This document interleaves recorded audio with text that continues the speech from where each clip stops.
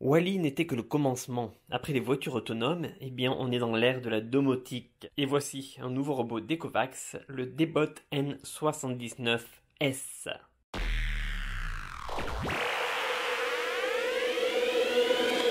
Je vais découvrir la boîte en même temps que vous.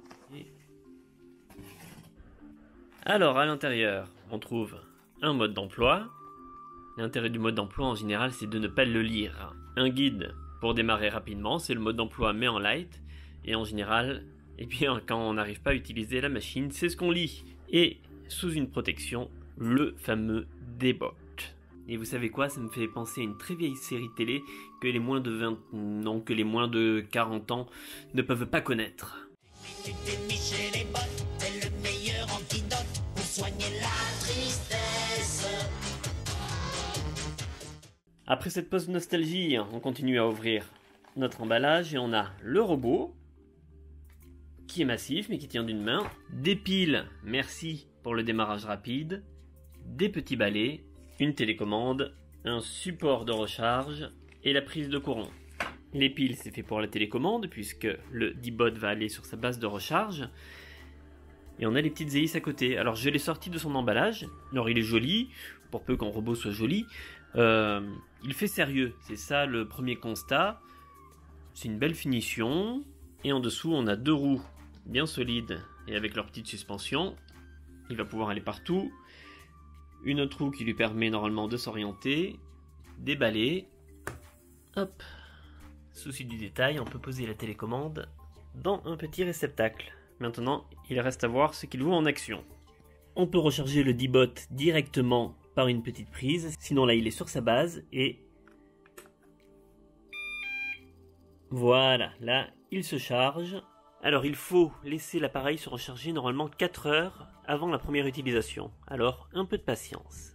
Ne rigolez pas, j'ai laissé des obstacles volontairement dans la pièce pour voir comment se comporte ce Dbot. Allez, il est temps de le mettre en route et c'est assez simple.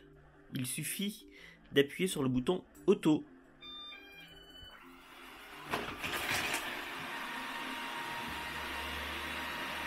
Un obstacle. Il contourne. Il n'est pas très bruyant et puis c'est amusant. En fait, je m'attendais pas, c'est la première fois que j'en ai un. Alors je suis sur sa route, est-ce qu'il me voit? Il me voit.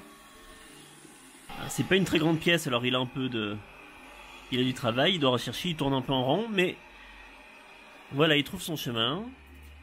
Il se dit qu'il va passer par là. Un obstacle. Ben il va tourner, il va chercher. Et il contourne, et je peux vous dire qu'il contourne sacrément. Parce qu'il avait juste la place de passer. Il tourne, il cherche son chemin, il scanne.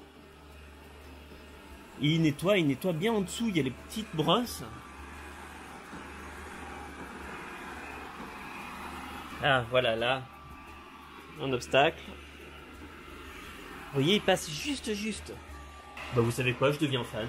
Là, vous vous demandez, petit Dbot, tu t'en sors bien sur ce type de surface, mais sur de la moquette, tu marches ou pas? On va voir ça de suite. Un océan de moquette s'offre à lui.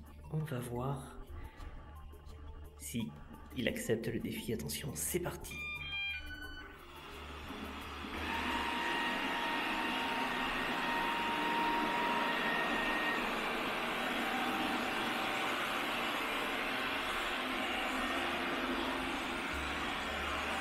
Alors il y a plusieurs modes, et il y a un mode qui permet de nettoyer juste les bords et c'est l'endroit parfait pour tester la fonction.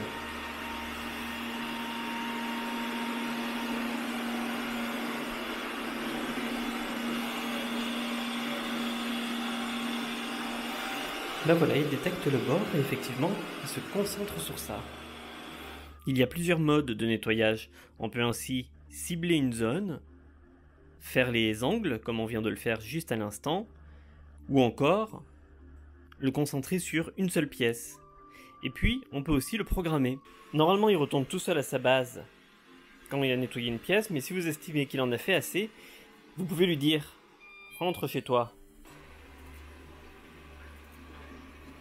Et tout tranquillement, il va chercher sa base. Et il se remet en charge. Tout simplement. Et on peut le programmer, c'est assez simple, il suffit d'appuyer sur ce bouton, d'indiquer l'heure de démarrage.